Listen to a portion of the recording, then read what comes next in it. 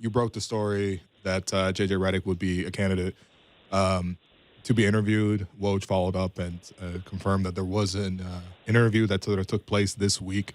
I mean, obviously, this is the most topical name that has really come up here, just because I think you just don't see anyone else make the jump from First Take to the head coaching position. But Grange, what were your thoughts when you sort of heard about it initially? Yeah, I was a little surprised, and obviously, and it's kind of nice to have Woj follow up and confirm something. I've definitely had Woj follow up and confirm I was wrong more than once, so it was kind of a nice change. But anyway, I think it kind of brought to mind. Just listening to you guys off the top, I thought you made a lot of really good points. Brought to mind a little bit, what Brooklyn might have been looking for with Steve Nash. And, that'd be sort of the more recent comparison. And I could see where, the interesting thing with JJ, when I looked into it a little bit, is he's been pretty open about wanting to coach. Like, he's clearly kind of looking for something to really dig his teeth into.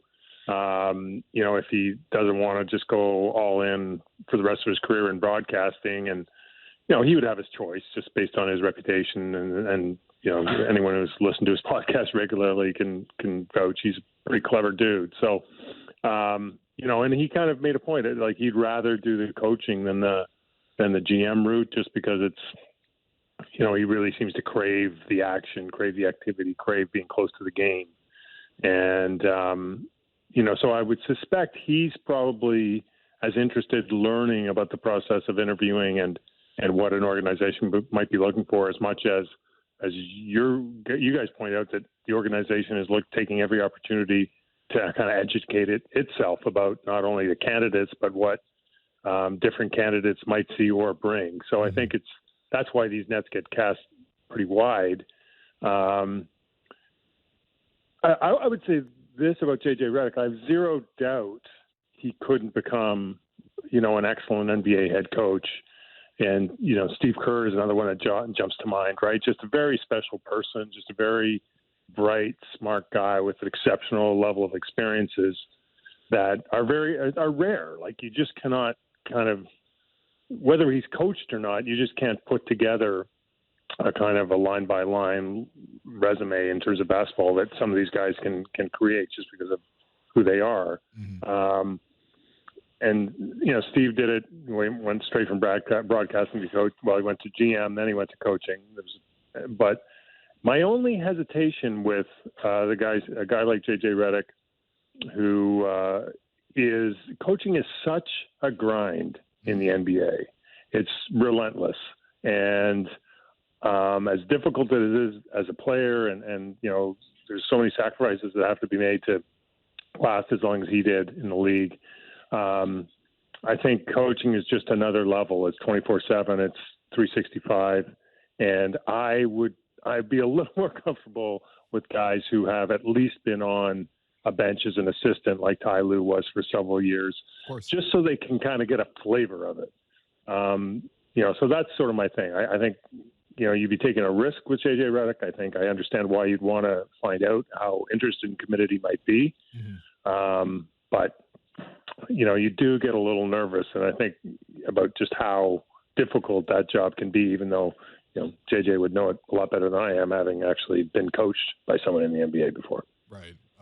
The Steve Nash comparison, I think, is interesting because in that one, obviously putting aside the KD and Kyrie being like, we don't necessarily need a coach. I think of myself as a coach, putting aside that stuff, because obviously there's not those type of characters in Toronto. To be honest, there's not those type of talented players in Toronto currently either to even demand such things. But what they did with Steve was they put a guy like Jacques Vaughn, who had former head coaching experience and a lot of coaching experience, period, on that staff. They had Ime Udoka, who obviously eventually went on to Boston and now to Houston. He was one of the lead assistants. Like, you would really need to stock that assistant group with a lot of experience and also a lot of, like, emerging talent to support a new player coming into that scenario. And even in Steve's case, he at least did some player training, and he was, like, technically an assistant staff or maybe like a special advisor. You never really know with these titles, but he did work with the Warriors for a couple of years, where he first developed that relationship with Kevin Durant. Okay, so Grange, not to move past the JJ Redick thing, which is I think very interesting.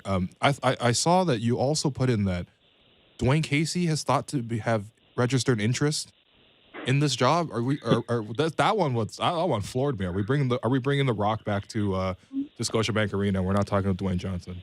I don't think Dwayne Casey is going to be in the front running. No disrespect to Dwayne. I got a lot of time for him, obviously. I just think that, he kind of, my understanding is he looks at the situation here in Toronto and says, well, why not me? Right? Like, I mean, and why not him? Like, I mean, he's a pretty accomplished coach. So I just think, the lot's been made of him moving up to the front office. I think that's, that was definitely something my understanding is he's excited about that opportunity, but, I think registered interest is the word. I think he just said, hey, listen, if you guys are stuck, or if, don't forget how good we worked together when I was here. I think that's probably the way to take it.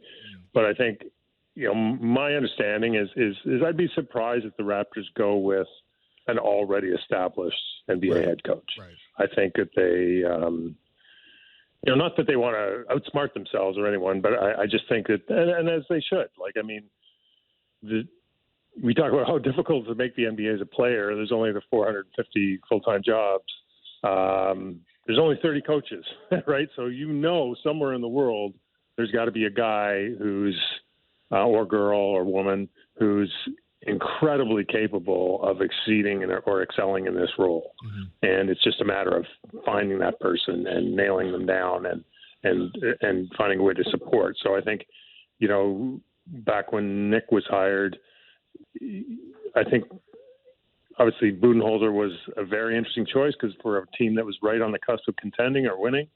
But they were also an effort and an open mind towards, not going the retread route. And I've not in this context, but in previous contexts, I've heard Raptors management talk about that. And I think when you look at their profile from their careers, they've had to come up not benefiting from, that kind of, I don't want to say nepotism, but just being in the scene. Right. So I think that they're very conscious that there's a lot of talent that is just slightly outside of the mainstream. And so I'd be surprised if we saw, a career NBA head coach take this job.